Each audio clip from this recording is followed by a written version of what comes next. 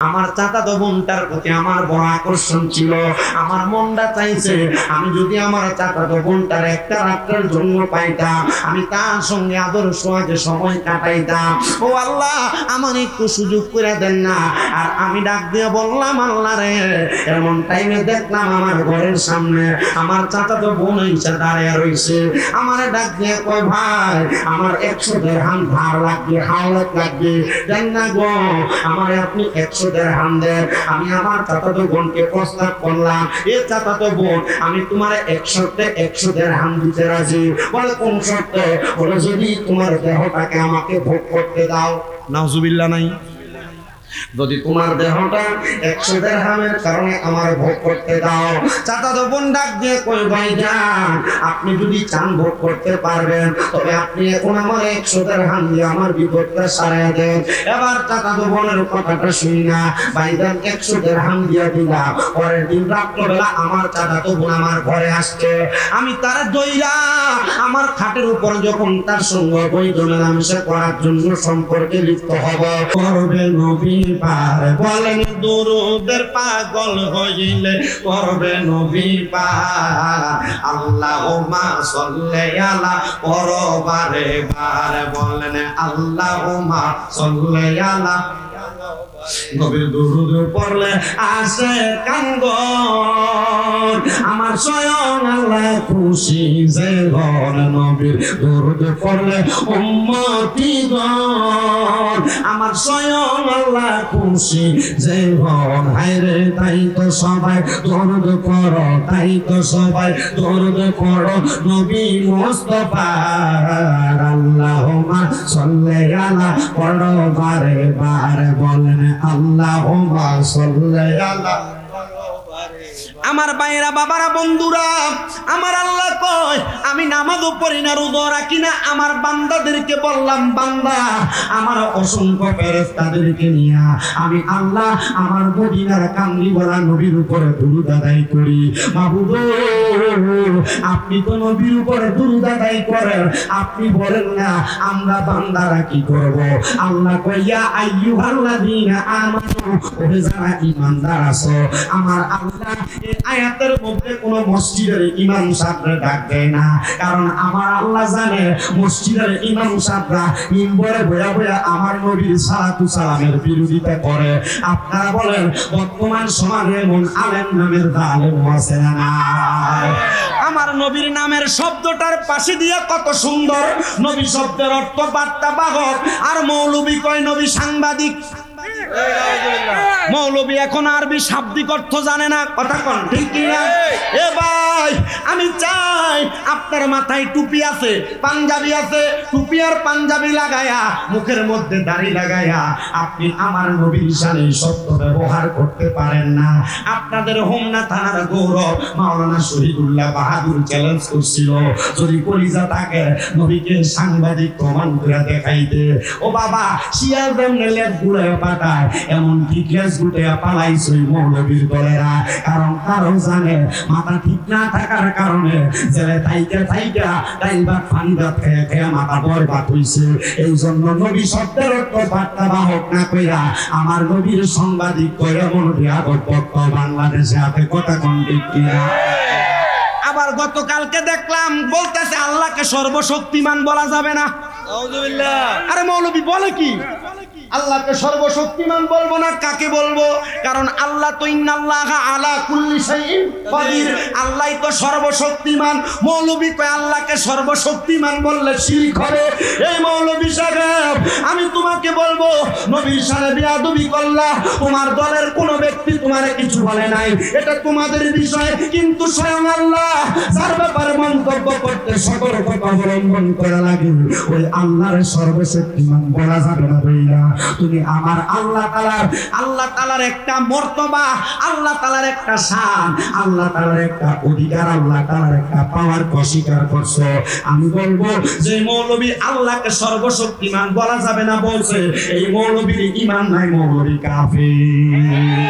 এই কথা বলেন না ঠিক কিনা? আল্লাহ যেন আমরা মুসলমানদের জবান থেকে এমন কোন কথা না আনে, আমিন পড়েন। আরে আমি শামীম দাদু মাঝে মাঝে বিভিন্ন রকমের কথা বলার কারণে সোশ্যাল মিডিয়ার মাধ্যমে আমার বদনাম হয়ে যায়। আমি আমার আল্লাহরে কই, আল্লাহ আপনি না বলেছেন লাকাদ খালাকনাল ইনসানা ফি আহসানি তাকওয়িম, উত্তম সুরত দিয়া মানুষকে বানাইছেন, আবার আপনি বলতেছেন ইন্নাল ইনসানা লাফি খুসর, সকল মানুষ ক্ষতিগ্রস্ত। আল্লাহ আমি মানুষ, আমার ভুল হইব, আমি এখন ভুল করি, আগেও ভুল করছি, ভবিষ্যতেও ভুল করব। আল্লাহ এই ভুলগুলা করার পরেও আপনি আমার ভুল থেকে বাঁচাইয়েন। কিন্তু যে মৌলবীরা আল্লাহর সর্বশক্তিমান মানে না, আল্লাহ আমরা সেই মৌলবীর মতো বানাইয়েন না। আল্লাহ যে মৌলবী নবীর সাংঘাতিক কয়, আল্লাহ আমরা সেই মৌলবীর মতো বানাইয়েন না। আমার আল্লাহরে আমরা এত ভালোবাসি, আমরা নবীর আমরা এত ভালোবাসি, নবীর শান ও শৌকতে, নবীর ইজ্জতে যদি আঘাত আসে আমরা সুন্নি মুসলমান মানতে পারি না। কথা কোন না ঠিক কিনা? আল্লাহ কয় ইন্নাল্লাহ, আল্লাহ বলে ইয়া আইয়ুহাল্লাযীনা আমানু, ওহে যারা ঈমানদার। আল্লাহ কোন মুশরিককে ডাক দেয় না, আল্লাহ কোন মুনাফিককে ডাক দেয় না, কারণ মুনাফিক কথায় কথায় মিথ্যা কথা বলে। কথা কোন? এই জন্য আমার আল্লাহ বলেন ইয়া আইয়ুহাল্লাযীনা আমানু, ওহে যারা ঈমানদার, সাল্লু আলাইহি, তোমরা ওই নবীর উপর দরুদ আদায় করো। জোরে কোন সুবহানাল্লাহ। এবার আমার আল্লাহ কয় ওয়াসাল্লিমু তাসলিমা, তোমরা সালাম দাও আদবের সাথে। আল্লাহ কইলেন না এ বাবারাম, আমরা যারা সুন্নি দাবি করি, আমরা নবীরে ইয়া নবী সালাম আলাইকা বলে সালাম দেই কি দেই না? আর ইয়া নবী সালাম আলাইকা বলে সালাম দিলে আবার এক জাতের উপরে থানা পড়ে। কথা কই না, আছে না নাই? এ ভাই বাবারাম, আল্লাহ কোরআনে কয় ওয়াসাল্লিমু তাসলিমা, তোমরা সালাম দাও আদবের সাথে। সুবহানাল্লাহ কইলেন না? আল্লাহ কয় সালাম দাও আদবের সাথে। ও আল্লাহ, কেমনে সালাম দিলে আদব হইব আপনার কাছে জানতে চাই। বন্ধুরে, আমরা এমন অপবাদ দেয়, বলে সুন্নিরা নবীরে এমন ভাবে সালাম দেয়, সালাম দিতে দিতে নাকি আল্লাহর উপরে উড়ায়। না রে বাবা না, আমার নবীরে দাঁড়ায় সালাম দিলে আল্লাহর উপরে উঠে না। যদি তোমার মন চায় পায়ের তলাতে তুমি 10 ফুটটা বিড়া বাঁশ বাইন্ধো, তুমি নবীরে সালাম দাও, এটা আল্লাহর উপরে উঠবে না। আমার আল্লাহ কয় বন্ধু নবী আমার, আমি আল্লাহ তাআলা ওয়ারাফানা আলাকা যিকরাকা অন্তর্ভুক্ত কইরা আপনি নবীর সম্মান, আপনি নবীর ইজ্জত বাড়ায়া দিছি, দুনিয়ার কোন মানুষ কমাইতে পারবে না। আমরা সুন্নিরা নবীরে দাঁড়ায়া দাঁড়ায়া সালাম দেই তাজিমের সাথে। আমার আল্লাহ তাআলা এই জন্য আমাদেরকে নবীর প্রেমিক হিসেবে কবুল করবে। আমরা বিশ্বাস নবীরে দাঁড়ায়া সালাতু সালাম দেওয়ার কারণে, ইয়া নবী সালাম আলাইকা বলার কারণে, আমরা যখন বিসমিল্লাহি ওয়া আলা মিল্লাতি রাসূলিল্লাহ বলে কবরে শোয়াইব, আমার দয়াল নবী আমরার কোলে নিয়ে নিব। জবান খুলে জোরে জোরে কোন সুবহানাল্লাহ। আরে ওই কবরে নূরের নবী আইব রে, বলে ওই কবরে নূরের নবী আইব রে। ও প্রাণের মুর্শিদ রে, তুমি ধীরে ধীরে ফিরে ফিরে চাইও রে, তোমায় ডাক দিলে বলার প্রাণে চাইও রে, তোমায় ডাক দিলে শেখের দিকে চাই। ও প্রাণের মুর্শিদ রে, তুমি ধীরে ধীরে ফিরে ফিরে চাইও রে। লাল বলো নীল বলো কত রঙের শাড়ি, শেষ বিদায়ে পরাই দিব সাদা মার্কিন শাড়ি। হাইরে যাইবার বেলা মায়ার নবী আইও রে বলেন যাইবার বেলা মায়ার নবী আইও রে ও প্রাণের মুর্শিদ রে তুমি ধীরে ধীরে ফিরে চাইও রে আরে আমরার বিয়ার জাতিরি আমরা চার জনারে দেখি আন্দার ঘরে নামাই দিয়া দিব আমায় ফাঁকি আইরে ওই কবরে নূরের নবী আই বরে বলেন ওই কবরে নূরের নবী আই ও প্রাণের মুর্শিদ রে তুমি ধীরে ধীরে ফিরে ফিরে চাইও রে আরে আম পাতায় জাম পাতায় কত পানি ঝরে শেষ বিদায়ের গোসল দিব বরই পাতার জলে হাইরে আতর গোলাপ সুরমা চন্দন ছিটাই দিব রে কন্যায় আতর গোলাপ ছিটাই দিব রে ও প্রেমের মুর্শিদ রে তুমি ধীরে ধীরে ফিরে ফিরে চাইও রে আপনারা বলেন যে আল্লাহ ওই নবীর দাঁড়ায়া সালাম দেওয়ার কথা বললেন আমরা সবাই ওই নবীর দাঁড়ায়া সালাম দেওয়ার দরকার আছে না না বাবাজিরা বন্ধুরা আমার নবীর উপর দুরূদ সালাম পড়লে কত সওয়াব আমার দয়াল নবী রাহমাতুল লিল আলামিন নবী বলে উম্মত দুনিয়ার জমিনে যেই ব্যক্তি আমি নবীর প্রতি যত বেশি দুরূদ আদায় করবে জান্নাতের ভিতরে ওই উম্মত আমি নবীর তত কাছাকাছি থাকবে আমার এই হোমনা সিদ্ধপুর এলাকার পর্দার অন্তরালের মা বোনেরা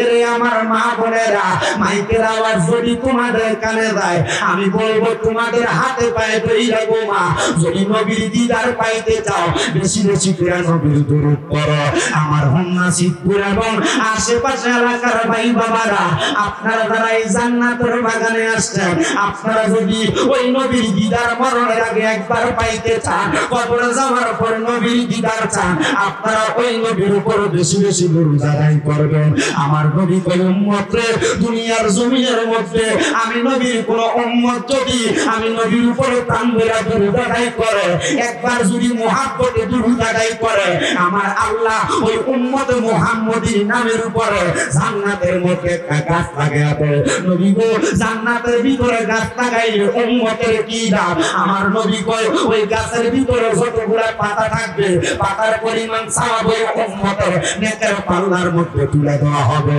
আমার নবী শুধু এই কথা বলে কেন্ত হয় নাই আমার নবী কয় উম্মত দুনিয়ার জমিনের মধ্যে বৈশা আমি নবীর কোন উম্মত যদি আমি নবীর প্রতি দুরূদ আদায় করে আল্লাহ তাআলার অসংখ্য ফেরেশতারা আমি নবীর উপর দুরূদ পড়া দুরূদ পড়ে আমি নবীর রওজা মুবারকে পৌঁছায় কিন্তু মুসলমান ইমানদার এই হাদিসটা শোনার পরে আমার অনেক ভাইয়েরা বলে নবীর উপর দুরূদ আদায় করলে ফেরেশতা নবীর দরবারে দুরূদ পৌঁছায় তাই নবী কেমনে সুন্নিয়ার মাহফিলে আসে নবী কেমনে হাজির হয় তার কাছে বলবা এটা সব উম্মতের বেলায় কিন্তু আমার নবী আরেকটা হাদিসে মুবারক কয় আমার নবী ডাক দিয়া কই উম্মত আমি নবীর কোন উম্মত যদি মুহাব্বত নিয়ে আমি নবীর উপর দুরূদ আদায় করে ওই উম্মত কোন জায়গায় বসে আমি নবীর প্রতি দুরূদ পড়ে আমি নবী সেই জায়গা চিনি শুধু চিনি না রে যেই ব্যক্তি আমি নবীর উপর দুরূদ পড়ে আমি নবী ওই ব্যক্তির নাম জানি তার পরিচয় জানি আমি নবী স্বয়ং নিজ কান মুবারকে ওই ব্যক্তির দুরূদের আওয়াজ শুনতে পাই আর জবান করে জোরে জোরে বলনা সুবহানাল্লাহ বাগানো এলাকার চিতপুর এলাকার আশেপাশে এলাকার ভাই বাবারা বন্ধুরা যদি নবীর প্রতি দুরূদ আদায় করলে নবীর দিদার পাওয়া যায়, নবীর সুপারিশ পাওয়া যায়। আপনারা বলেন আমরা সবাই ওই নবীর উপর দুরূদ আদায় করতে রাজি আছি না? কারা কারা রাজি আছি না? হাত তুলে আমার আল্লাহরে দেখায়, আল্লাহ যেন কবুল করে ধরে পড়া আমি সবাই মুহাব্বতে দুরূদ করেন আল্লাহুম্মা সাল্লি মুহাম্মাদ ওয়া আলা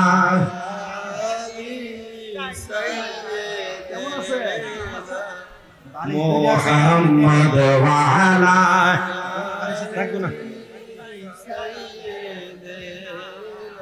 নবীর শানে প্রেমের ডোরি বান্ধনা। আব্বা আগের দিনের বড় বড় হুজুররা এই দুরুদগুলা বিনে বিনে গাইতো আর আমার কাছে ভালো লাগতো। আমি এখনো পর্যন্ত বিনে বিনে গুলা গাই, আমার কাছে মায়া লাগে। একটু মোহাব্বতে জবান খুলা পইরান।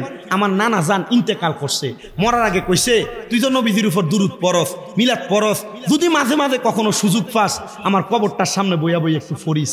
আমি এখনো মাঝে মাঝে সুযোগ পাইলে আমার নানার কবরের কাছে যাইয়া মোটর সাইকেলটা সাইডে রাখা দুরুদ পড়ি একটু মোহাব্বতে। আরে নবীর শানে প্রেমের ডোরি মন বান্ধনা চললে সপনে দেখবা মদিনায়। আল্লাহুম্মা সাল্লি আলা মুহাম্মাদ ওয়া আলা আলি সাইয়্যিদিনা মুহাম্মদ। কান্দায়ো না কান্দায়ো না আমার নবীরে, কোনা কান্দায়ো কান্দায়ো না আমার নবীরে, নবীরে কাঁদাইলে কাঁদবা আসরে। আল্লাহুম্মা সাল্লি আলা মুহাম্মাদ ওয়া আলা আলি মুহাম্মাদ। লা ইলাহা ইল্লাল্লাহ জিকির লা ইলাহা লা ইলাহা ইল্লাল্লাহ লা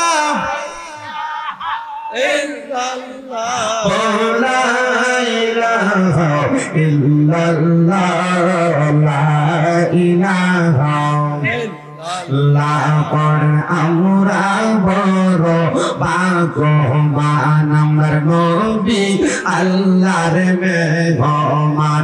আল্লাহ দয়া করে করলেন দান, আল্লাহ দয়া করে করলেন দান আমার নবী ইমানের ইমান। লা ইলাহা ইল্লাল্লাহ লা ইলাহা বলনা রোজা সেই রোনা কেহ বাবার খেদমত চাই রোনা।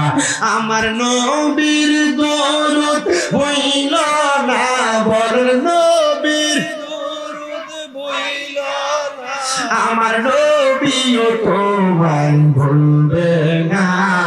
লা ইলাহা ইল্লাল্লাহ লা ইলাহা আরে অনেক দূরে মদিনা আমরা কেমনে যাব জানি না, আমার মুর্শিদ জানে ঠিকানা বল মুর্শিদ জানে ঠিকানা আমরা কেমনে হব রওয়ানা। লা ইলাহা ইল্লাল্লাহ লা ইলাহা লা ইলাহা ইল্লাল্লাহু মুহাম্মাদুর রাসূলুল্লাহ সাল্লাল্লাহু আলাইহি ওয়াসাল্লাম। আসেন ভাইরা বাবারা বন্ধুরা, একটু মুহাব্বতের আওয়াজে আল্লাহ তাআলার ইসমে জাতের জিকির করে মুহাব্বত নিয়ে আল্লাহ তাআলার ডাক দিবেন। বাবারা, আমি আমার সারা বাংলাদেশে যত ভক্তবৃন্দ আছে আমি তারা বলছি, যখন তোমরা অবসর থাকবা চোখটা বন্ধ করে ওযু অবস্থায় আল্লাহ তাআলার জিকির করবা। আপনাদের এই হোমনা এলাকার আমার অনেক ভক্তরা আছে, আমি তাদেরকে বলছি অবসর সময় আল্লাহর জিকির নবীর দরুদ পড়বা। এটার দোয়ার বরকতে আপনাদের হোমনা এলাকায় অনেক মাহফিল রাখা হয়েছে। এই যে আপনাদের কালীপুরে মাহফিল, শুভারামপুরে আগামী 6 তারিখ মাহফিল, হোমনা থানার রামপুরে মাহফিল, হোমনা থানার অনেক জায়গার মধ্যে মাহফিল, মুন্সিগঞ্জ সময় অনেকগুলা মাহফিল। আমি আমার যত জায়গায় মাহফিলে যাই আমার সব ভক্ত শ্রোতাদেরকে আমি জানাই দেই, অবসর সময় থাকলেও বুকের আল্লাহর জিকির নবীর দরুদ পড়বা। এটা ছাড়া কোনো উপায় নাই, কবরের উপায় নাই, আসরের উপায় নেই, বিধানের উপায় নাই, ফলসেরাতের উপায় নাই। যদি কবর আলোকিত বানাইতে চাও আল্লাহ তাআলার জিকির নবীর দরুদ আদায় করো। আসেন চোখটা বন্ধ কইরা কলবের মধ্যে ধাক্কা দিয়া এই কলবটা আপনার মুর্শিদের সাথে মোতাজ্জ কানেকশন লাগায়া মুর্শিদের কলবটা 4 তরিকার মুর্শিদের দিকে মোতাজ্জ হয়ে যাবে। আর 4 তরিকার মুর্শিদের কলবটা আমার নবীর রওজার সাথে কানেকশন হইয়া জিকিরের ধাক্কাটা কলবে লাগলে গুনাহগুলা ঝরে যাবে।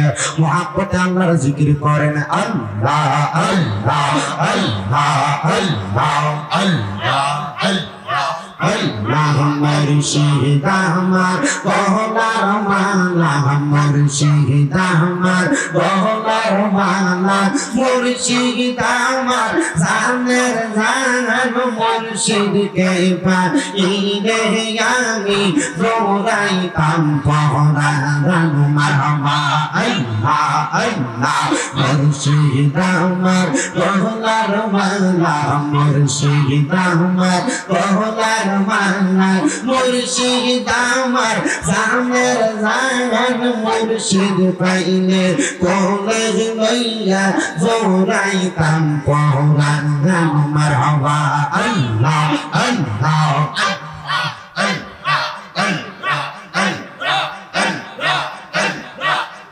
ও মুর্শিদ তুমি আমার ভালোবাসাও, তুমি স্বপ্ন ভালোবাসাও, তোমায় পাইলে রাসূল পাইব ঘোষণা করে মারহাবা। আল্লাহ আল্লাহ রাসূল পাইলে আল্লাহ পাইব, আল্লাহ পাইলে জান্নাত পাইব, সেই কথাটা মসনবীর ঘোষণা আছে কি শোনো না। মুর্শিদ বিনে খোদা তুমি না হাইরে, মুর্শিদ বিনে রাসূল মিলে না নগরবাসীরা, মুর্শিদ বিনে খোদা পাবি না মারহাবা। আল্লাহ আল্লাহ জবানটা খুলা আল্লাহর ডাকে শরম নাই। আল্লাহ আল্লাহ ও আমার মুর্শিদ চল তোমায় ডাকে কিনে বাঁচে না গো পহরান মারহাবা। আল্লাহ ও আমার মুর্শিদ চল তোমায় ডাকে কিনে বাঁচে না গো পহরান মারহাবা। আল্লাহ আল্লাহ যেদিন তোমার নামটি শুনিলাম গো মুর্শিদ, নামটি শুনিলাম, তোমার নামে প্রেম মালা গোলাতে রাখলাম মারহাবা। আল্লাহ আল্লাহ মুর্শিদ চরণ অমূল্য দর ঘোষণা হয় কোরআনে, আমি মইরা গেলে মাটি দিও আমার মুর্শিদের ঘর মারহাবা।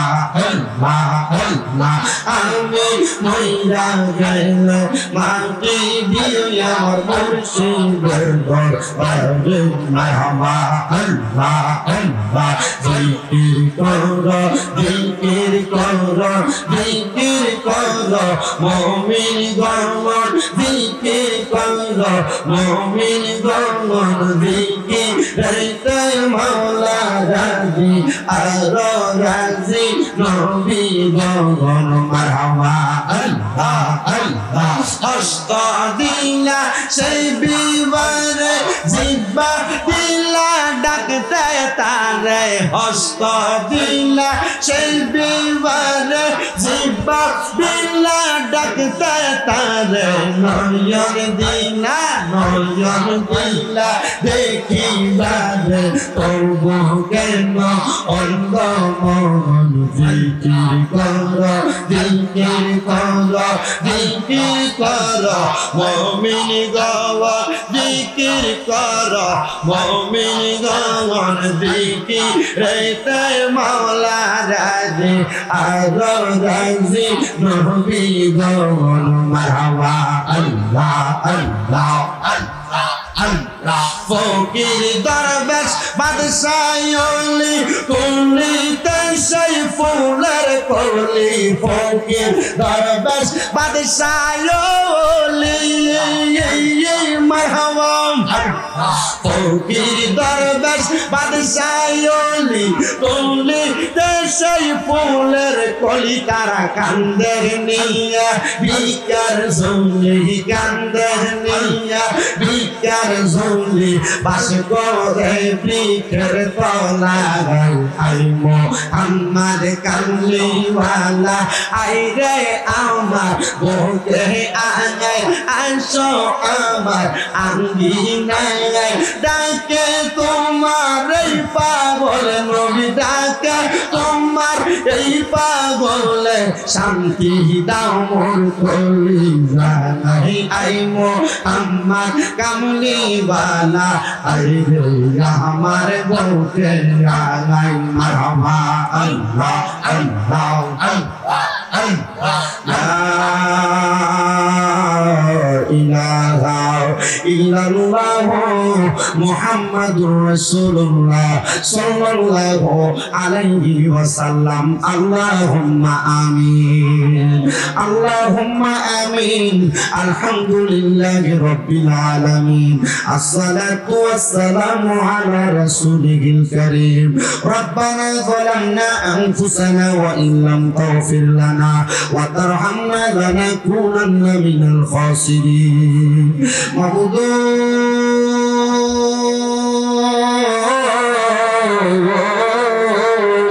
ও দয়াল আল্লাহ তুমি কি আসমানে না জমিনে না পাহাড়ে না দরিয়ায় রে আল্লাহ এই গত জীবনে তোমার কত তালাশ করলাম সন্ধান পাইলাম না আল্লাহ বহু সন্ধানের পরে এই কুমিল্লা জেলার অন্তর্গত হোমনা থানাধীন চিতপুর দারুস সুন্নাহ ইয়াহিয়া হাফিজিয়া মাদ্রাসার হাফেজ ছাত্রদের পাগড়ি প্রদান উপলক্ষে চিতপুর দক্ষিণ পাড়া যুব সমাজের উদ্যোগে অষ্টম বার্ষিক ইসলামী সুন্নি মহা সম্মেলন সাজায়া আমার সঙ্গে দাড়ি পাকা মুরব্বী বাবারা যুবক নওজোয়ান ভাইরা ছোট্ট ছোট্ট মাসুম বাচ্চারা পর্দার আড়ালের আমার কত মা বোনেরা মুনাজাতের মধ্যে হাত বাড়াইছে আল্লাহ যার হাত তোমার দরবারে মায়া লাগে পছন্দ হয় ওই হাতের উসিলায় আমরা প্রত্যেকের জীবনের গুনাহ মাফ করে দাও এরে আমার এই চিতপুর এলাকা এবং আশেপাশে এলাকার মা বোনেরা গো কি গো মা মাইকের আওয়াজ তোমাদের কানে যায়নি গো মা মুনাজাত হইতেছে গো মা আমার আল্লাহর দরবারে দুইটা হাত বাড়ায় দাও না গো মা মারা গো জানি না গো কার জন্য জানি আজকের মুনাজাত জীবনের শেষ মুনাজাত করে হাত বাড়াইছো তোমরা তো এই এলাকার নাইউরি না গো মা একদিন আসছিলা লাল রঙের বেনারসি শাড়ি পইরা আরেকদিন চলে যাইবা সাদা মার্কিন কাপড় পরিয়া তোমার মতো কত মা বোনেরা জানি গো অন্ধকার কবরে মুর্দা লাশ হইয়া শুয়া রইছে আজকের মুনাজাত তার নসিবে হইছে না মারা গো দাও না গো তোমার ঘরের একটা কন্যার নামাজের মুসল্লাটা বিছায়া আল্লাহর দরবারে যদি আমি নামিন করে দুইটা হাত বাড়াইয়া দাও গো মা আমার আল্লাহ একটা হাতও খালি ফিরাইয়া দিবে না।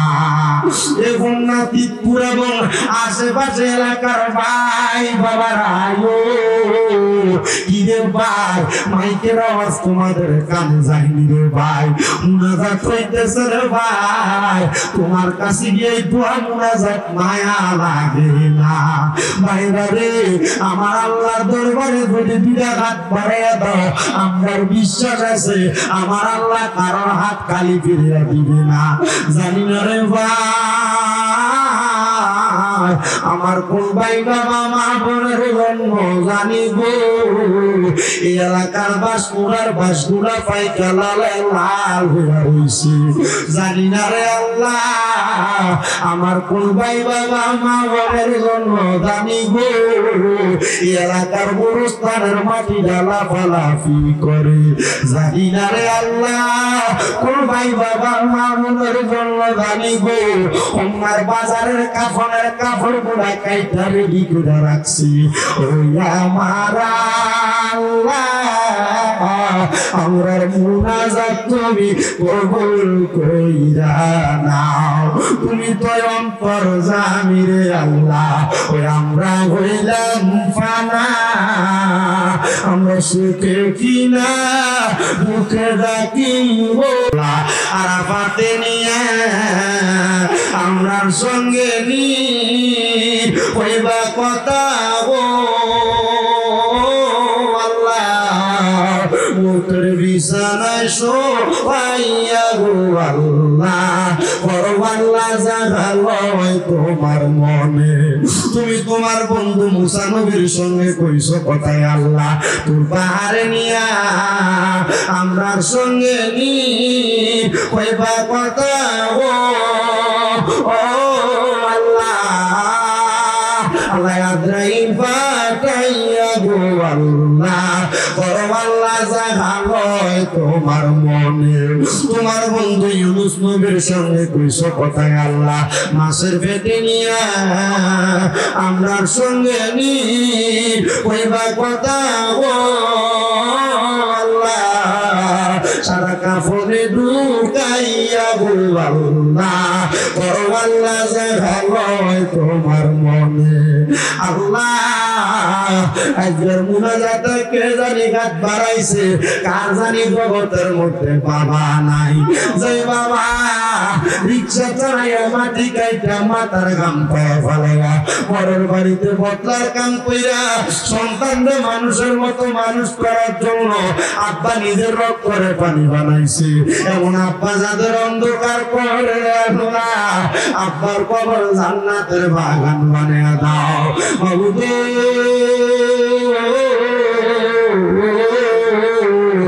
আল্লাহ কে জানি রাত বাড়াইছে কার জানি জগতে জনম দুঃখী মা নাই যে মা 10 মাস 10 দিন গর্ভে ধারণ কইরা সন্তানের প্রসব বেদনা সহ্য করতে মার বড় কষ্ট হইছে যে মা নিজে বিধা জায়গায় ঘুমায়া সন্তানের শুকনা জায়গায় ঘুম লড়াইছি মাঘ মাসের শীতের দিনে বিছানার ডান দিকে প্রস্রাব করে দিলে মা টান দিয়া বাম দিকে নিত বাম দিকে প্রস্রাব করে দিলে মা বিধা জায়গায় ঘুমায়া সন্তানের মাঝখানে শুকনা জায়গায় ঘুম লড়াইতো আল্লাহ আমার এই শুকনা জায়গায় বিধা বলাইলে মা টান দিয়া দাদুমণির বুকের মধ্যে লইয়া যাইতো মা চিন্তা করতো আমার দাদুমণির বুকে ঠান্ডা লাইগা যাইব আল্লাহ এমন মাজার কবর দেশে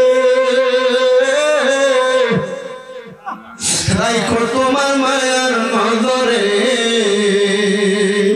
সেই মায়ের কবরতে আযাব তুমি দিও দুঃখের দরদি আমার জনম দুঃখী মা আল্লাহ জানি না কোন সন্তান জানি মা হারাইতি, আল্লাহ জানি না কোন সন্তান জানি বাবা হারাইতি, আবার কে জানি হাত বাড়াইছে মাও নাই বাবাও নাই দনমেরেতি। বাড়িতে যাওয়ার পর সবার মুখ দেখে কিন্তু জনম দুঃখী মা বাবার মুখ দেখে না।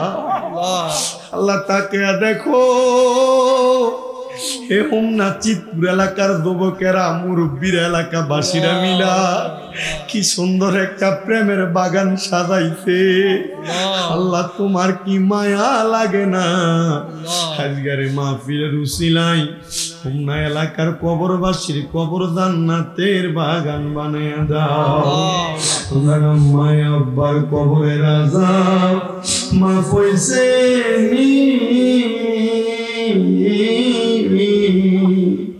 দাদা দাদি রে ক্ষমা কর সবই, আমরা রে তোমার মায়া লাগে নি গো আল্লাহ, আমরা রে তোমার দয়া লাগে। আল্লাহ যাদের মা নাই যাদের বাবা নাই গো আম্মা আব্বার কবর জান্নাতের বাগান বানিয়ে দাও। যাদের মা বাবা বেঁচে আছে হায়াতে তৈয়বা নসিব করে দাও। মা আব্বার খেদমত করার তৌফিক দান করো। আমার আম্মা আজকে 5 মাস অসুস্থ অবস্থায় বিছানায় পড়া। মাফ চাই গো তোমার দরবারে। এখানে তোমার কতগুলো আদরের বান্দারা হাত বাড়াইছে, অনেকে তাহাজ্জুদ পড়ে, অনেকে মক্কা মদিনার মেহমান, অনেকে গোপনে গোপনে তোমার বন্ধু হইয়া রইছে। আল্লাহ তাদের উসিলায় তুমি আমার আম্মাজানকে আবার আগের মতো হাঁটা চলা করার ব্যবস্থা করে দাও। আল্লাহ আমার আম্মাজানের অনেকেই খেদমত করে, আল্লাহ আমার আম্মাজানের খাদেমা গুলারে তুমি কবুল করে নাও। আল্লাহ আজকের মাহফিলে যারা টাকা দিয়া পয়সা দিয়া শ্রম দিয়া বুদ্ধি দিয়া পরামর্শ দিয়া মাইক দিয়া লাইট দিয়া প্যান্ডেল দিয়া তাবারুকের জন্য পর্যন্ত সহযোগিতা করছে, আল্লাহ তাদের প্রত্যেককে তুমি কবুল ও মঞ্জুর করে নাও। অনেক প্রবাসী ভাইয়েরা বিদেশ থেকে দোয়া চাই, আল্লাহ আমার প্রবাসীদের খাত দোয়াগুলা কবুল ও মঞ্জুর করে নাও। আমার যে যুবকের এত সুন্দর মাহফিল সাজাইছে, আল্লাহ যুবকদেরকে ইমাম হুসাইনের সাথে কবুল করে নাও। ও আল্লাহ যারা ব্যবসা করে বরকত দাও, যারা চাকরি করে বরকত দাও, যারা পড়ালেখা করে বিদ্যা বুদ্ধি বাড়ায়া দাও, মানে সম্মান ইজ্জতে জিন্দেগি নসিব করে দাও। আল্লাহ জালেমের জুলুম থেকে আমাদেরকে হেফাজত দান করো। আল্লাহ বিশেষ করে পৃথিবীর যত জায়গার মধ্যে মুসলমানেরা নির্যাতিত, আল্লাহ তাদেরকে তুমি জালেমের জুলুম থেকে হেফাজত করে নির্যাতন থেকে হেফাজত করো।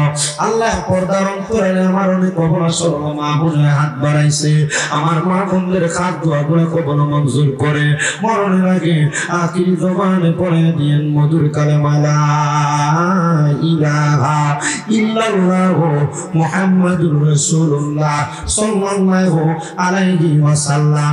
একটা জবান বন্ধ রাখবেন না, জবানটা ছেড়ে দিয়ে উচ্চ কণ্ঠে জোরে জোরে কন্যা আল্লাহু আকবার।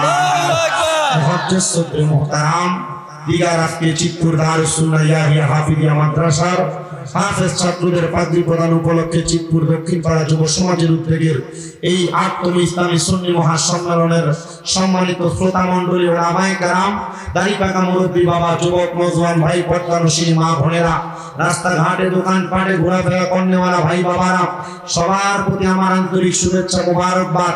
আপনারা বলেন আজকে জান্নাতের বাগানে আসতে পেরে বসতে পেরে আমরা খুশি না বেজার? তাই হুজুর আসার আগ পর্যন্ত আমি যদি আপনাদের কাছে অল্প কিছুক্ষণ সময় বয়ান করি আপনাদের কি কষ্ট হবে? আপনারা শুনলে খুশি হবেন। হুজুর আর 1-1.5 ঘন্টা আগেই হোমনাতে ঢুকে গেছে। হুজুর হোমনাতে আসেন, আপনাদের কাছে নির্দিষ্ট সময়ে উপস্থিত হবে। বাবা আমি ওয়াজ করি একটু ইচ্ছা, আমার ওয়াজ একটু ফাতাইল্লা হয়, সোজাসুজি ওয়াজ নাই। আমি ওয়াজ করার পর আগামীকালকে হোমনা তিতাস এলাকার এবং বিভিন্ন দোকানপাটে চিতপুর এলাকার বিভিন্ন দোকানপাটে বৈশা শামীম রাজার বিরোধিতা করব একদল। তারা যদি বেজার হয়, আমি যদি কোরআন সুন্নাহ দিয়ে ওয়াজ করি, আপনাদের কি কোনো অসুবিধা আছে? কারণ আমার ওয়াজের ভিতরে বেশিরভাগ রাগ করে এলাকার সুদখোরেরা। আপনারা কম তো সুদখোরের ওয়াজ করলে কি আপনারা বেজার হইবেন? আপনাদের এলাকায় সুদখোর আছে? আমার ওয়াজটা বেশিরভাগ একটু সুদখোর আর ঘুষখোরের উপরে পড়ে। কারণটা কি? কারণ বর্তমান সমাজে এমন একটা অবস্থা হয়েছে, সমাজের মানুষের সুদখোরটিরে ধরে নিয়ে মসজিদের সভাপতি বানায়। বর্তমান সমাজের সুদখোর আর ঘুষখোরটিরে ধরে নিয়ে মসজিদের সেক্রেটারি বানায়। এলাকার সর্দারি আর মাতাব্বরির দায়িত্ব সুদখোরটিরে যায়। কথা কোন ঠিক না বেঠে? আবার চা দোকানে বসে বসে লম্বা কথা যারা কয়, দেখবেন বেশিরভাগ সুদখোর ঘুষখোর চান্দাবাজ। আল্লাহর কসম করে বলি, এই সুদখোর ঘুষখোর চান্দাবাজরা সমাজের মধ্যে উচ্চ কণ্ঠে কথা বলতে পারে, কিন্তু আল্লাহ তাআলার এই জমিনে জায়গা হবে না। আল্লাহ কবুল করেন, জোরে পড়েন আমিন। সবাই একটু দুরূদ শরীফ পড়েন, আল্লাহুম্মা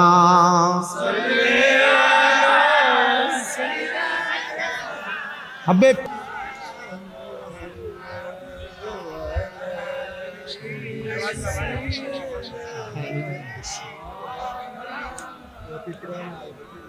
আল্লাহুম্মা আমরা সিগন্যাল দিবেন না, আর কইছেন না, মনে আছে স্টেজ থেকে কাউরে ইশারা ইঙ্গিতে দিবেন না, এটা মাথায় রাখবেন। আপনি ইশারা দিচ্ছেন না, এগুলো কইবেন না, ঠিক আছে?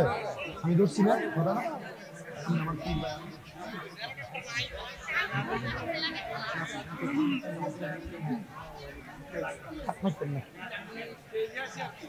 সবাই দুরূদ শরীফ পড়েন, আল্লাহুম্মা।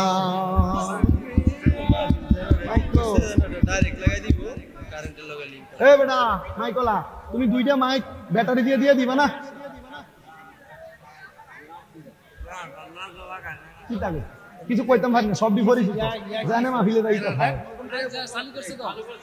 ভালো দিন ওয়ালা আলি সাইয়্যিদানা মাওলানা আল্লাহুম্মা সাল্লি আলা সাইয়্যিদানা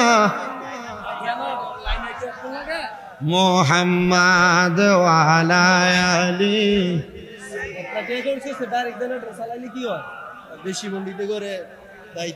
কেউ বা যাবে জাহান্নামে, কেউ বা যাবে জান্নাতে, আমরা উম্মত দাঁড়িয়ে থাকব নবী গো আপনার সন্ধানে। আল্লাহুম্মা মাহফিলটা বাংকাছে এইটা করে রাস্তার লাইন চলে, কিন্তু এনার লাইন নেই।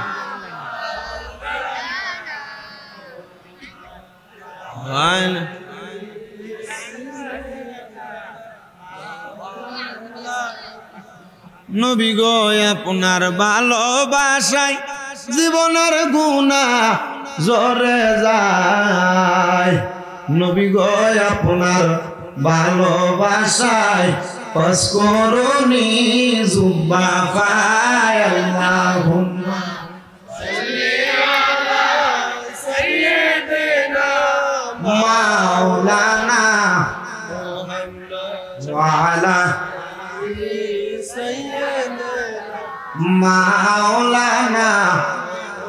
কেউ বা যাবে জাহান্নামে, কেউ বা যাবে জান্নাতে, আমরা উম্মত দাঁড়িয়ে থাকব নবীজি আপনার সন্ধানে। আল্লাহুম্মা সাল্লি আলা সাইয়্যিদিনা মাওলানা মুহাম্মদ ওয়া আলা আলি সাইয়্যিদিনা মাওলানা। এবার বলেন, প্রত্যেক এলাকায় এলাকায় এমন সুদখোর আছে না নাই? ঘুষখোর আছে না নাই? সমাজে লম্বা লম্বা বাটের আচার এমন হারামখোর সুদখোর আছে না নাই? আল্লাহর কসম করে বলি হারাম করে না সুদ করে না তোমরা যারা সুদের টাকা খায়া খায়া তোমরা পেটটারে বড় বানাইছো আল্লাহর নবী কই উম্মত আমি নবী যখন মেরাজের মধ্যে গেলাম আমি যাওয়ার পরে আমি জাহান্নামের দিকে তাকিয়ে দেখলাম এক প্রকার জাহান্নামী দেখা যায় যাদের পেটটা কাল বুয়ুটিন ঘরের মতো দেখা যায় ইয়া রাসূলুল্লাহ তারা কারা আমার নবী কয় তারা আর কেউ না তারা হইল দুনিয়ার হারাম করে না যারা সুদের টাকা খায়া খায়া ঘুষের টাকা খায়া খায়া পরের হক মাইরে খায়া খায়া তাদের পেটটা বড় বানাইছে আমি নবী শুধু তাই দেখলাম না আমি তাকায়া দেখলাম গো বড় বড় সাপেরা ওই ব্যক্তির কলিজার মধ্যে আঘাত করতেছে ও মায়ার নবী গো দয়ার নবী গো তার মানে বোঝা যায় যারা হারাম খায় যারা সুদ খায় যারা ঘুষ খায় যারা পরের হক মাইরা মাইরা খায় আমার আল্লাহ তাআলা তাদেরকে যন্ত্রণাদায়ক শাস্তি দিবে আমার নবী কয় শুধু তাই না শুধু আমার আল্লাহ তাআলা শাস্তি দিবে না এরা দুনিয়াতেও কষ্ট পাবে আখিরাতেও কষ্ট পাবে ও দুনিয়ার মানুষ সম্পদ তো অনেক বানাইলা টাকা পয়সা তো অনেক বানাইলা দ্বন্দ্বলতের জন্য পাগল হয়ে গেলা কিন্তু তোমার এই দ্বন্দ্বলত তোমার মরার পরে কাজে আসবে না কাজে আসবে দুইটা জিনিস একটা হইল ঈমান আর একটা হইল তোমার নেক আমল এই ঈমান আর আমল যদি ঠিক কইরা কবরে না যাইতে পারবো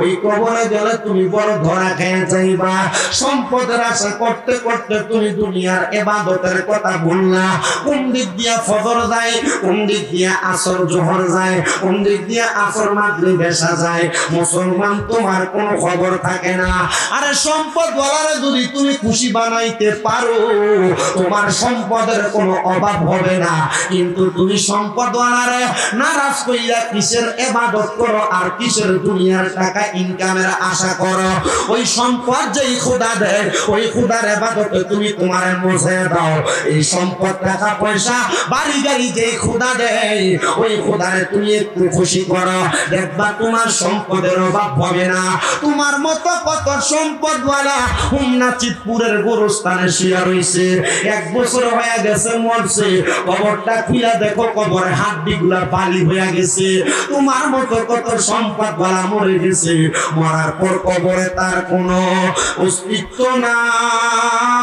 নাই এই জন্য তোমার কাছে আবদার জানাই দুনিয়ার সম্পদ অর্জনের পাশাপাশি আমার আল্লাহ তাআলার ইবাদত কইরা আখিরাতের সম্পদ অর্জন করা এই জন্য আশিক বলে আরে চোখেরই পলকে তুমি হতে পারো না সে চিরতরে বন্ধ হবে তোমারই নিঃশ্বাস হবে এলান তোমারই নাম মসজিদের মাইকে বলেন হবে এলান তোমারই নাম মসজিদের মাইকে বাড়িওয়ালা নাই রে বাড়ি নাই রে দুনিয়াতে বাড়িওয়ালা নাই রে বাড়ি তোমার বয়ে থাকতো মানুষ ছিল বাহাদুরি ভাবনি হাওয়ায় উড়া তুমি যে রঙিনী ঘুরি সুতোয় টানে দিলে মালিক সুতোয় টানে দিলে মালিক পারবে না থাকিতে বাড়িওয়ালা নাই রে বাড়ি নাই রে দুনিয়াতে বাড়িওয়ালা নাই রে বাড়ি বাড়ি গাড়ি মেল ফ্যাক্টরি টাকার পাহাড় বিলাসিতায় কেটেছে জনম কতই অহংকার বাড়ি গাড়ি মেল ফ্যাক্টরি টাকার পাহাড় বিলাসিতায় কেটেছে জনম কতই অহংকার দামি কাপড় ছেড়ে হবে দামি কাপড় ছেড়ে হবে সাদা কাফন পরিতে বাড়িওয়ালা নাই রে বাড়ি ইয়াতে বাড়িওয়ালা নাই রে বাড়ি নাই রে দুনিয়াতে মুসলমান ও নবীর উম্মতের দলেরা, সম্পদের জন্য পাগল হয়েও না, দুনিয়ার বাড়ি গাড়ির জন্য পাগল হয়েও না। যেই মালিক সম্পদ দেয়, যেই মালিক বাড়ি দেয়, যেই মালিক টাকা পয়সা দেয়, ওই মালিকের জন্য পাগল হয়ে যাও। এবার আমার আল্লাহ তাআলা কোরআনুল কারীমে বলতেছে, ইয়া আইয়ুহাল্লাযীনা আমানু, ওহে যারা ঈমানদার, ইত্তাকুল্লাহ, তোমরা আমি আল্লাহকে ভয় করো। ওয়াল তানজুরু নাফসুম মা কদ্দামাত লিগাদ, তোমাদের তাকানো উচিত তোমাদের পূর্ববর্তীদের দিকে, তারা তাদের আগে কি প্রেরণ করেছে। আল্লাহ আবার বলেন, ইত্তাকুল্লাহ, তোমরা আমি আল্লাহকে ভয় করো। ইন্নাল্লাহা খাবীরুম বিমা তা'মালুন, নিশ্চয় আমি আল্লাহ তাআলা বান্দার অন্তরের খবর সম্পর্কে জানি। ও আল্লাহ, আপনি তো আমাদের অন্তরের খবর জানেন, আপনি তো আমাদের মনের খবর জানেন। আল্লাহ, আপনার কাছে জানতে চাই, আপনি মনের খবর তো জানেন, আপনি কেন আমাদের মনের আশা পূরণ করেন না? আমি জানি না আজকে পর্দার অন্তরালে কত মা বোনেরা তার মনে কোন আশা নিয়ে জানি বসছে। আমি জানি না কোন মুরব্বী বাবারা কোন আশা নিয়ে বসছে, কিন্তু মুসলমান যত আশা নিয়ে বসেন না কেন, আপনারা বলেন আমার আল্লাহ চাইলে আমাদের প্রত্যেকের মনের আশা পূরণ করতে পারে কি পারে না? সম্পদ যেহেতু জুড়াইতেছেন, একটু আমার আল্লাহর ভয় কইরা জুড়াইেন। এই সম্পদের হিসাব আল্লাহর কাছে দেওয়া লাগবে। বাড়ি একটা, বাড়ি দুইটা, বাড়ি তিনটা, জায়গা জমির কোনো অভাব নাই, দোকানের কোনো অভাব নাই, ব্যাংক ব্যালেন্সের কোনো অভাব নাই। প্রত্যেকটা বাড়ি, প্রত্যেকটা জায়গা, প্রত্যেকটা টাকার হিসাব দেওয়া লাগবে। শোনেন, একজন আল্লাহ তাআলার খাস বান্দার কথা, যিনি ইরাকের জমিনে বসবাস করতেন, যার কাছে বাদশাহিত্ব ছিল, ওই বাদশা ডাক দিয়ে বলে, আমার কত প্রজা ছিল, তা আমার কাছে আইসা বারবার সম্পদ কামনা করত, আর বলতো, ও বাদশা গো, আপনি আমাদেরকে সম্পদের ব্যবস্থা করে দেন, আমাদের বেতনটা একটু বাড়িয়ে দেন, যেন আমরা এই সম্পদ দিয়ে বেশি বেশি ভালো খাইতে পারি, বেশি বেশি পড়তে পারি, সুন্দর বাড়ি বানাইতে পারি। বাদশা বলে, আমার প্রজার দলেরা, তাইলে তোমরা সম্পদ বেশি চাও? বলে, হ্যাঁ, আমরা সম্পদ চাই। এ আমার প্রজার দলেরা, সম্পদ যদি তোমরা বেশি চাও, তাইলে দুনিয়ার জমিনের মধ্যে থাকা অবস্থায় তোমরা আল্লাহ তাআলার ইবাদত করো। প্রজা মানুষ, সাধারণ মানুষ ডাক দিয়ে কই, বাচ্চা, আমরা তো খাবার খাওয়ার সময় পাই না, কাজ করতে করতে সময় চলে যায়, আমরা কেমনে আল্লাহর ইবাদত করব? এমনি তো আমরা আল্লাহ তাআলার ইবাদত বেশি করতে পারি না। এ আমার প্রজা, নাও নাও নাও, তুমি আমার সামনে আসো, আমি তোমার হাতে 5টা টাকা তুলে দিলাম, আমি তোমার হাতে 5টা দিরহাম তুলে দিলাম। এবার ওই বাদশা ডাক দিয়ে আনলেন তার সেনাপতি প্রধানকে, তারে ডাক দিয়ে আইনা তার হাতে 500 দিরহাম দিলেন, দিয়া বলে, এ আমার প্রজা, এ আমার সেনাপতি, সেনাপতি তোমার দিলাম 500 দিরহাম, প্রজা তোমার হাতে দিলাম 5 দিরহাম, যাও তোমরা এটা নিয়ে বাড়িতে চলে যাও। তবে সাবধান, সতর্ক, আগামীকালকে তোমাদের এই টাকার হিসাব দেওয়া লাগবে। কি দেওয়া লাগবে? হিসাব দেওয়া লাগবে। সেনাপতিকে দিলেন 500, প্রজাকে দিলেন 5 টাকা। প্রজা ডাক দিয়ে কয়, বাদশা গো, সেনাপতি হওয়ার কারণে আপনি তারে বেশি দিলেন, আর আমি প্রজা হওয়ার কারণে আপনি আমারে কম দিলেন। ও বাদশা, আপনি ইনসাফ করেন নাই। বলে, যাও যাও যাও, আগামীকালকে 5 টাকার হিসাব দিবা। আর ও সেনাপতি, তুমি এইটা দিয়া তুমি আগামীকালকে হিসাব দিবা। এবার বাদশা এবং সেনাপতি দুইজন মিলা সুন্দর করে তাদের টাকা নিয়ে চলে গেলেন, আর প্রজা চলে গেলেন প্রজার বাড়িতে। প্রজা ডাক দিয়ে কয়, আমার কাছে মাত্র 5 দিরহাম, আমি এটা দিয়ে বেশি কিছু করতে পারবো না। আরে 5000 টাকা, 5 টাকা দিয়ে কি আর করব? আমি টাকাটা আমার কাছে জমায়া রাখলাম। আর সেনাপতি 500 দিরহাম পায়া সুন্দর বকরি কিনা জবাই করে খায়। সেনাপতি 500 দিরহাম পায়া সুন্দর জামা কিনা গায়ে লাগায়। সেনাপতি 500 দিরহাম পায়া স্ত্রীকে দামি উপহার দেয়। সেনাপতি 500 দিরহাম পায়া আনন্দ ফুর্তি করতেছে তার বাড়িতে। এবার ওই ইরাকের বাদশা ডাক দিয়া কয়, জগৎবাসী গো, এবার আমি একটা বড় আগুনের চুলা বানাইলাম। কি বানাইছি? আগুনের চুলা। কথা কন্যা, কি বানাইছি? বড় একটা আর লাকড়ির চুলা বানাইলাম। আর লাকড়ির ওই চুলাটার উপরে আমি বড় একটা লোহার পাতিলা লাগাইয়া দিলাম। যেই লোহার পাতলা আগুন জ্বলতে জ্বলতে গরম হয়ে গেছে। আর আর ইরাকের সব মানুষ আমি বাদশার ডাকে আসছি। এমন ভাবে হাজার হাজার মানুষ ইরাকের রাজধানীতে হাজির হয়ে গেছে। সবাই দাঁড়ায়া ডাক দিয়ে বলতেছে, বাদশাহ আপনি কেন আমাদেরকে ডাক দিলেন? বলে অন্য কোনো কারণে ডাক দেই নাই, একটাই মাত্র কারণ, একটাই মাত্র কারণ। আমি গতকালকে আমার একজন প্রজাকে 5 দিরহাম দিছি, আমার সেনাপতিরে আমি দিলাম 500 দিরহাম। সেনাপতিরে দেওয়ার কারণ হইল সেনাপতি আমার রাত দরবারের মাল বাইতুল মাল থেকে সে চুরি করে মাল নিয়ে যায়। মানুষ তো সম্পদের জন্য চুরি করে, এই যে সুদের টাকা খায় সম্পদ বাড়াইবার লাগিয়া, কথা কয় ঘুষের টাকা খায় সম্পদ বাড়াইবার লাগিয়া, মানুষের জমি দখল করে সম্পদ বাড়াইবার জন্য। ও মুসলমান, ওই বাচ্চা ডাক দিয়ে বলে আমার সেনাপতির স্বভাব ছিল সে আমার অনস্বীকার্যের চোখ ফাঁকি দিয়া আমার বাইতুল মাল থেকে মাল চুরি করে, আর আমার প্রজা মাল চুরি করে না, শুধু সম্পদ কামনা করে। আমি আমার সেনাপতিরে 500 দিরহাম দিছি, যদিও জানি সে চোর। আপনারা দেখবেন এলাকার সুদখোরেরা সুদের টাকা দিয়া বিল্ডিং বানাইছে, বাড়ি বানাইছে, সুন্দর সুন্দর জায়গা জমি বালা বালা খায়, আর রিক্সা দেবে দাঁড়াইবা এবার শাক পাতার আলুর ভর্তা ডাল দিয়া ভাত খায়। উদার কসম করে বলি সুদখোরের মুরগা রানের চাইতে রিক্সা ড্রাইভার আর কৃষকের ঘরে আলুর ভর্তার ডাল দেয় বড় উত্তম হালাল খাবার। আর আপনারা আল্লাহু আকবার, ইয়া রাসূলুল্লাহ জিন্দাবাদ জিন্দাবাদ। এবার রিক্সার ড্রাইভারে দাওয়াত দিলে তার বাড়িতে দাওয়াতে যায় না, তে গরিব মানুষ। কৃষকে দাওয়াত দিলে তার বাড়ির দাওয়াতে যায় না, গরিব মানুষ কি খাওয়াইবো? আর সুদখোর ঘুষখোর দাওয়াত দিলে তার দাওয়াতে আক্কাতারে যায়। আর তুমি মানুষ না, তুমি মুনাফিক, তুমি মানবের মাঝে পার্থক্য করে সাধারণ মানুষকে সাধারণের কাতারে রাখা হারামখোরের পক্ষে কথা বলেছ। ডান হাত তুলে বলেন ঠিক কিনা? যারা হারামখোরের পক্ষে এক কাপ চা খেয়ে কথা বলে, চা দোকানে বৈশা এক কাপ চায়ের কাছে বিক্রি হইয়া গরিবদের উপরে নির্যাতন করে, এরা মানুষ না, মানুষ নামের জানোয়ার। ডান হাত তুলে বলেন ঠিক না বেঠে?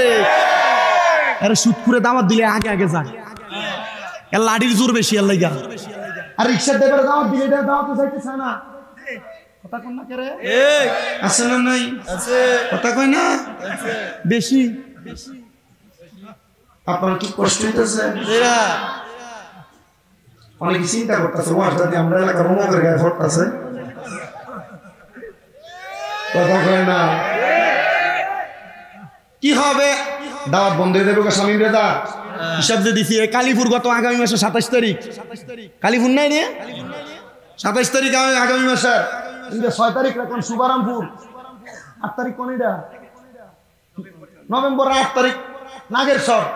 আমি বুঝতেছি না মাহফিল দি সপ্তাহে হুমনার বাঞ্ছারামপুরে মারহাবা কন। আচ্ছা এই উচিত কথা কইলে কি দাওয়াত বন্ধ হয়ে যাবো গা? এটি শীতপুর এলাকায় কে প্রথমবার না 4-5 বার মারহাবা দি জোরে কয় না, তার মানে বোঝা যায় উচিত কথা কইলে শীতপুরে দাওয়াত কি কম না বেশি? তাহলে উচিত কথার দরকার আছে না নাই? যে মৌলবী সামনে দেখবেন শুক্রের ঘরে ভাত খাইয়া জুমার নামাজে এটা তেল মারে, মনে করবেন এটা মৌলবী না, এটা মুনাফিক। কথা কয় না ঠিক না ঠিক? কি হবে আলেম সাথে সমাজে যদি না হক কথা উচ্চ সুরে না বলিতে, চাকরির বয় কর যদি ছেড়ে দাও ইমামতি, চাকরির বয় কর যদি ছেড়ে দাও ওই না গদি। কি হবে আল্লাহকে ধোঁকা দিয়ে, কি হবে আল্লাহকে ধোঁকা দিয়ে, কি হবে বেঁচে থেকে অযথা বিদ্যা শিখে যদি না করতে পারো শুধুমাত্র সমাজটাকে, কথা কোন ঠিক কিনা? কি হবে বেঁচে থেকে অযথা বিদ্যা শিখে যদি না করতে পারো হারামবিহীন সমাজটাকে, যদি না করতে পারো গাঞ্জুতিবিহীন সমাজটাকে, যদি না করতে পারো নেশাবিহীন সমাজটাকে। তার হাত তুলে বলেন নেশাখোর আছে না? না, নেশাখোরের জায়গায় বাড়ির কলডি পর্যন্ত চুরি করে লইয়া থাকা, নেশাখোরটি বাড়ির ডেকসি পর্যন্ত চুরি করে লইয়া থাকা। নেশাখোরেরা বাড়িতে নেশা করে আবার বউরের মাও ডাহে, কথা কয় না? নেশা করে আছে না নাই? এই নেশা করে পোলা বান্দিরে আল্লাহ রাসূল তোমার পায়ের মধ্যে হাত দিয়ে বলি যে নেশা করে তোমার বন্ধু বান্ধবের সাল্লাই হইরা যে দোস্ত তোমার ফান দিয়া কইছে একবার সিগারেট খেলে কি হইবে, একবার খাইয়া দেন। যত সিগারেট কোরাছে জিজ্ঞাসা করে দেখেন সিগারেট খানা শিখি কার কাছে? এই উত্তর দিব আমি তো খাইছি না, আমার একদিন দোস্ত কইছিল একবার খাইয়া দেখ কি হইব। একবার খাইয়া দেখতে যাইয়া এখন এটা আমার সঙ্গী হয়ে গেছে না। কথা কয় না, আছে না নাই?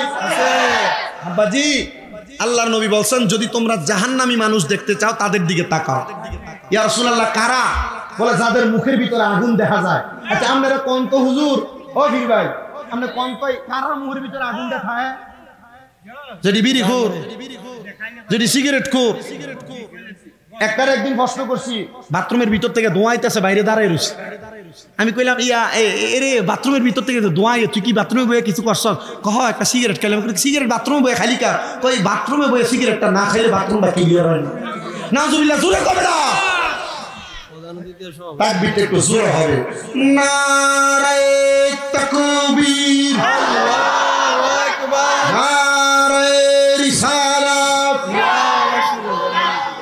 নারায়ে গাউসিয়া, প্রধান অতিথির আগমন, সভাপতি সাহেবের আগমন, জনাব মোহাম্মদ আবু নাসের ওয়াহেদ সম্পদ সাহেবের আগমন, ডাক্তার মোহাম্মদ শহীদুল্লাহ সাহেবের আগমন, অতিথিবৃন্দের আগমন। নারে তাকবীর, নারে রিসালাত, সাদেক ভাইয়ের আগমন, সভাপতি সাহেবের আগমন, প্রধান অতিথি মহোদয়ের আগমন। সবাই জোরে বলেন মারহাবা। আমরা দেখতে পাচ্ছি আজকের মাহফিলে যিনি সম্মানিত সভাপতি, ভাসানী ইউনিয়নের সাবেক চেয়ারম্যান জনাব মোহাম্মদ আবু নাসের ওয়াহেদ সম্পদ সাহেব, আজকের মাহফিলে যিনি প্রধান অতিথি, আপনাদের হোমনা উপজেলা স্বাস্থ্য কমপ্লেক্সের মেডিকেল অফিসার জনাব ডাক্তার মোহাম্মদ শহীদুল্লাহ সাহেব সহ মাহফিলের সম্মানিত অতিথিবৃন্দ, ওনারা সবাই এসে উপস্থিত হয়েছেন। আল্লাহ প্রত্যেক অতিথিদের হায়াতের মধ্যে বরকত দান করেন, পড়েন আমিন। আপনারা আস্তে আমিন কইছেন। অতিথিরার হায়াতে বরকত দিলে কি আপনারা কমে যাবো না? আর অতিথিরার হায়াতে বরকত দিলে আপনারা মাদ্রাসা দুই একটি দান একটু বেশি করে করব। আমিন কন। আল্লাহ তাআলা আমাদের প্রত্যেকটা অতিথির হায়াতে বরকত দিক, আমিন আর জোরে কন। আমরা যেই কথাটা বলতেছিলাম, এবার আপনারা কোন তো নেশাখোর এলাকায় এলাকায় আছে না নাই? সুদখোর এলাকায় এলাকায় আছে না নাই? ঘুষখোর এলাকায় এলাকায় আছে না নাই? এই সমাজের মধ্যে যে সুদখোর, ঘুষখোর, নেশাখোর গুলা, এগুলা সমাজের মানুষ হইতে পারে না। এগুলা কীট পতঙ্গের চাইতে খারাপ। কথা কন ঠিক না বেঠে? এই নেশাখোর গুলার জন্য বাড়ির কলডি বালা মতো বেরিয়েতে রাখতে পারে না, ডেক ডেকসি রোজি দিতে পারে না। এই নেশাখোর গুলার কারণে সমাজের মধ্যে বিশৃঙ্খলা সৃষ্টি হচ্ছে, সমাজের মানুষ বাজে পথে চলে যাচ্ছে। আমরা আল্লাহর কাছে দোয়া করি আল্লাহ যেন এই নেশাখোর হারামখোর গুলা থেকে আমাদেরকে হেফাজত করে, আমিন। গভীর মনোযোগ দেন আমার বাবারাম। বাচ্চা সুন্দর একটা চুল্লি বানাইয়া ওই চুল্লির উপরে একটা সুন্দর করে লোহার পাটে লাগাই দিলেন, লোহার একটা কড়াই লাগাই দিলেন, আর বলেন হে আমার প্রজারা তোমরা সবাই দেখে রাখো, গতকালকে যাকে আমি যত টাকা দিয়েছি এই গরম চুলার উপরে দাঁড়িয়ে দাঁড়িয়ে সে তার টাকার হিসাব দেওয়া লাগবে। পদাটা এবার কি করলেন, সুন্দর করে তার ডান পাটা ওই চুলার কড়াইয়ের উপরে রাইখা দিয়ে বললেন, আমাকে বাদশা 5 টাকা দিয়েছে, 5 দিরহাম দিয়েছে, আমি আমার 5 দিরহামকে বাদশার উপহার হিসেবে আমার কাছে রেখে দিয়েছি বলে লাভ দিয়ে নেমে গেছে। পদা ডাক দিয়ে বলতেছে, আমার পায়ের তালুটা একটু গরম হয়ে পায়ের তালুটা একটু ছিঁড়ে গেছে। আর এবার সেনাপতির ডাক দিয়ে বলতেছে, সেনাপতি এবার তুমি এটার উপরে দাঁড়ায় দাঁড়ায় তুমি তোমার সম্পদের হিসাব দাও। সেনাপতি ডাক দিয়ে বলতেছে, আমি যদি এই গরম কড়াই আর গরম খাওয়ার উপরে দাঁড়ায় দাঁড়ায় হিসাব দিই তাহলে আমার পা তো দূরের কথা, আমার হাড় গোড়া পর্যন্ত আগুনের সাথে মিশে যাবে, আমি পারবো না, আপনি আমাকে ক্ষমা করে দেন। বাদশা ডাক দিয়ে বললেন, ও আমার এলাকার মানুষ, ও আমার প্রজার দলেরা, তোমরা বুঝতে পেরেছো এই যে এই আগুনের তাওয়ার উপরে দাঁড়িয়ে তারা হিসাব দিতে পারে না, এটার অন্য কোনো কারণ না। আমি তোমাদেরকে এটা এই কারণে বোঝাইছি, দুনিয়াতে যে যত বেশি সম্পদের মালিক হবে কাল ময়দানে মাশর হবে একবার তামার মতো উত্তপ্ত গরম, যেটার মধ্যে মানুষ দাঁড়িয়ে থাকতে থাকতে তাদের পা গুলো ঝলসে যাবে, তাদের মাথার একবারে আঙ্গুল একদিকে করে হাসরের ময়দানে ফুটবারে সূর্যটা থাকবে, তখন তারা বড় নাজেহাল হয়ে যাবে, তখন তারা বড় পেরেশান হয়ে যাবে। ও দুনিয়ার মানুষ, তোমরা সম্পদের পাগল হয় না, তোমরা আল্লাহ নবীর পাগল হইয়া তোমরা দুনিয়া এবং আখিরাতটার সুন্দর বানাও। দেখবা তোমাদের দুনিয়া আখিরাত সুন্দর এবং আল্লাহর কাছে হিসাব তোমাদের জন্য বড় সহজ হয়ে যাবে। এ আমার হুন্নাচিতপুর এলাকার বাবারা বন্ধুরা, আমি আপনাদের কাছে আরেক প্রকার মানুষের ব্যাপারে বলি, তারা আমার আল্লাহকে ভয় করে না। তারা মনে করে আমি সমাজের মধ্যে ফিতনা তৈরি করতে পারলেই মনে হয় ভালো। যারা দোকানে বৈশা বৈশা মানুষের নামে বদনাম করে, 5 আগস্টের পরে এলাকার মধ্যে অনেক মানুষকে দেখা গেছে যারা সমাজের মধ্যে থাইকে থাইকে একজন আরেকজনের ব্যাপারে খারাপ মন্তব্য কুটনামি করছে, মানুষকে হয়রানি করেছে। আল্লাহ তাআলার কাছে আমরা ফরিয়াদ জানাই, আল্লাহ এই হোমনা থানার মানুষ বড় সরল সোজা মানুষ, আল্লাহ তাদেরকে তুমি এমন ভাবে দুনিয়াতে দিন পরিচালনা করার সুযোগ দাও, তারা যেন তুমি আল্লাহর ভয় করে রাসূলের পথ মোতাবেক চলতে পারে, সেই তৌফিক আল্লাহ আমাদেরকে দান করেন। জোরে জোরে করেন আমিন। সমাজে যারা বাজে কাজ করে, মানুষের ক্ষতি করে, এক শ্রেণীর মানুষ দেখবেন যারা দোকানে বৈশা বৈশা মানুষের ক্ষতি কিভাবে করা যায় চিন্তা করে, কি নাই এমন? যারা মানুষের কিভাবে ক্ষতি করা লাগবে এমন চিন্তা করে। এ মুসলমান, বনি ইসরাইলের এমন 3 জন লোক ছিল যারা মানুষের ক্ষতি করার জন্য পাগল পারা ছিল। মানুষকে এমন ভাবে ক্ষতি করত যে ক্ষতি সাধনে কইরা বনি ইসরাইলের মানুষগুলা বড় অবাক হয়ে যাইত, কারা আমাদেরকে এত ক্ষতি করে। কিন্তু এমন লোক তাদের ক্ষতি করে যে ক্ষতিগুলা তাদের কাছের লোক, আপন লোক। কিন্তু ওই 3 ব্যক্তি বলেন, আমরা পরবর্তী সময়ে মানুষের ক্ষতি করার যখন চেষ্টা করতে লাগলাম, আমরা তাকে দেখলাম মানুষ আমাদের ক্ষতির কারণগুলা যাই না ফেলে, তখন তারা আমরা ক্ষতি করার আগে সতর্ক হয়ে যায়, সাবধান হয়ে যায়। আপনারা কি আমার কথা বুঝতেছেন?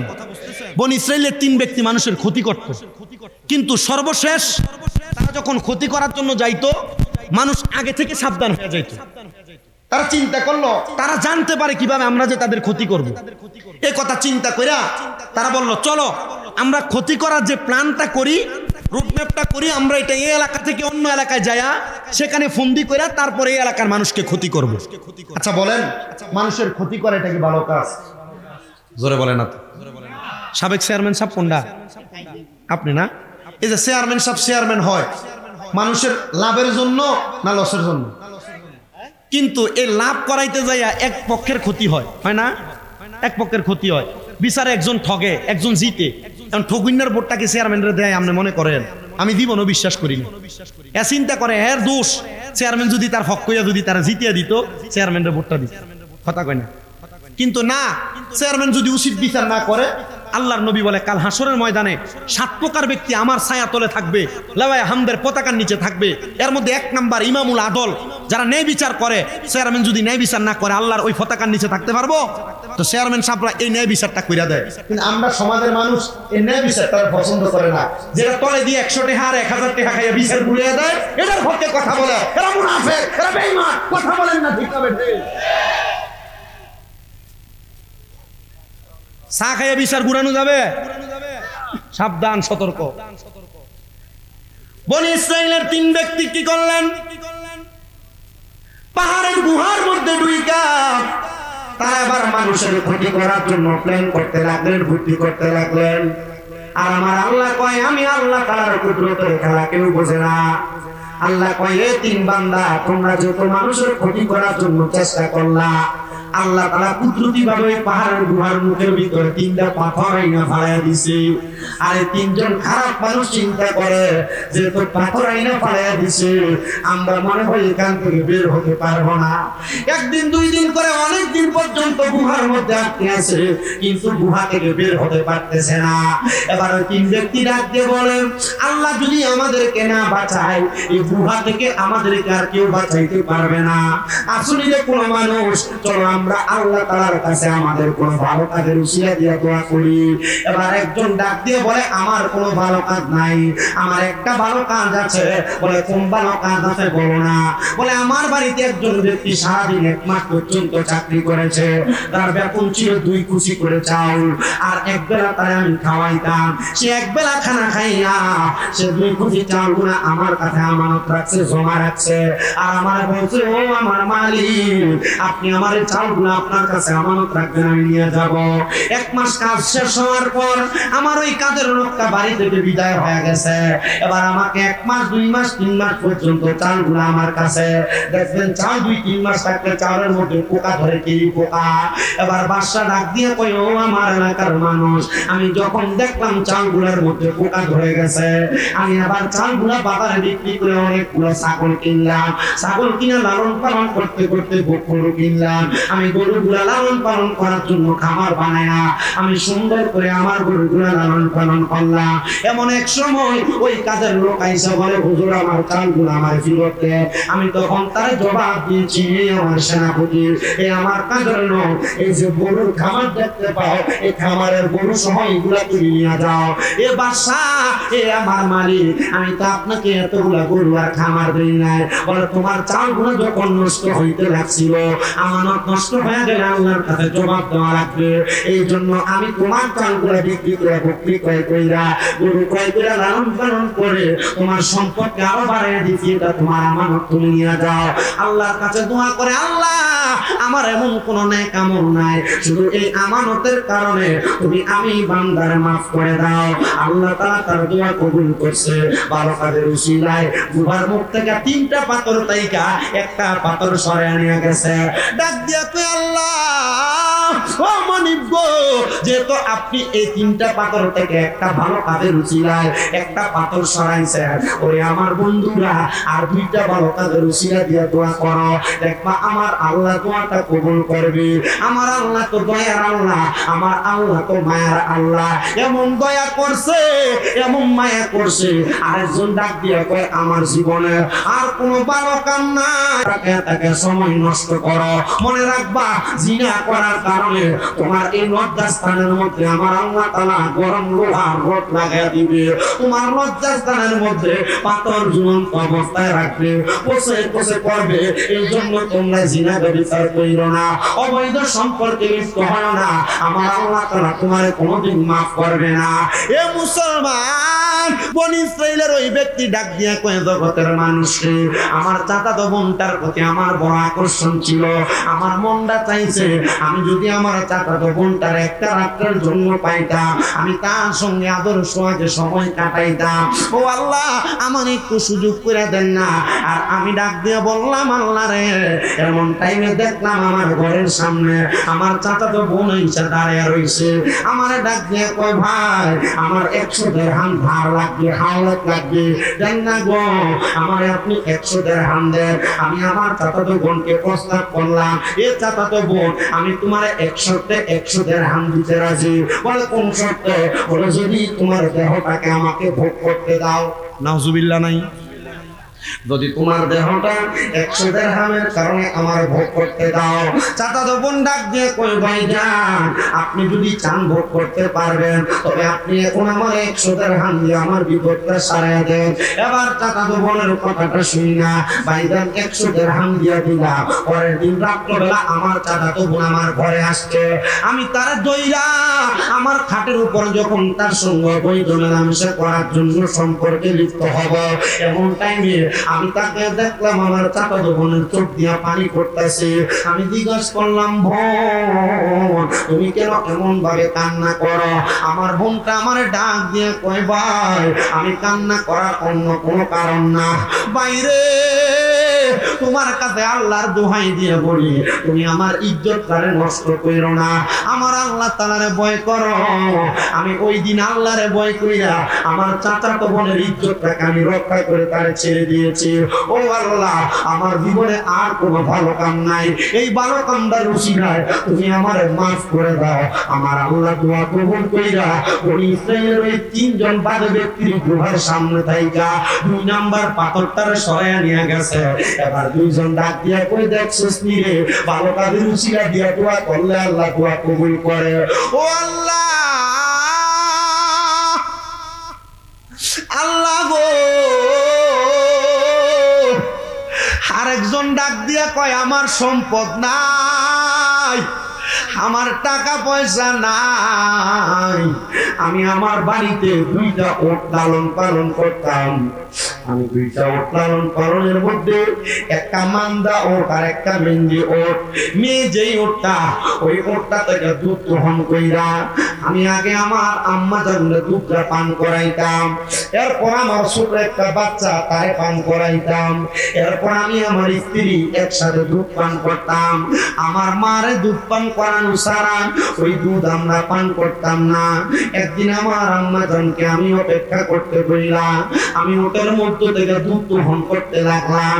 দুধ দোহন কইরা গরম করে আমার মার কাছে আনতে আনতে আমি তাকে দেখলাম আমার মা ঘুমায় গেছে। আমি আমার মারে ঘুমন্ত অবস্থায় দেখা আমি আমার ছোট বাচ্চা করে দুধ দেই নাই। সারা রাত আমার বাচ্চাটা কান্না করেছে। আমার মা যখন সকালবেলা ঘুম থেকে জাগ্রত হয়েছে, আমি আমার মার দুধটা পান করাইলাম। ডাক দিয়ে বললাম, মা গো, এই নেন আপনি দুধ পান করেন। আমার মা দুধ পান করার পরে আমি আমার ছোট বাচ্চাটারে পান করাইছি, আমার স্ত্রীর পান করাইছি, তারপর আমি দুধটা পান করছি। আমি যখন দুধটা পান করছি রে, পান করার সাথে সাথে আমার মা আমার দোয়া করে দিছে, আল্লাহ আমার সন্তান যেহেতু আমার দুধ পান করানো ছাড়া তার সন্তানদের মা স্ত্রীরে করায় নাই, আল্লাহ আমি দোয়া করলাম তুমি আমার সন্তানদের বিপদ থেকে উদ্ধার করো, আমার সন্তানদের তুমি দেই করাইতো। আল্লাহ আমার অন্য কোনো ভালো কাম নাই, আমার একটা ভালো কাম, আমি আমার মারে প্রাধান্য দিতাম, আমার মারে গুরুত্ব দিতাম। আল্লাহ তুমি আমার মার উসিলা আমার এখান থেকে উদ্ধার করো। এই দোয়াটা করতে দেরি পাহাড়ের মুখ থেকে 3 নাম্বার পাথর সরে গেছে। তারা পাহাড়ের গুহা থেকে বাহির হইয়া আল্লাহর কাছে দোয়া করে, আল্লাহ তুমি আমার এই 3টা ভালো কাজের উসিলায় কিন্তু দোয়া কবুল করছো। আল্লাহ ফরিয়াদ জানাই তোমার দরবারে, আমরা কোনোদিন আর ভাবে কাজ করব না।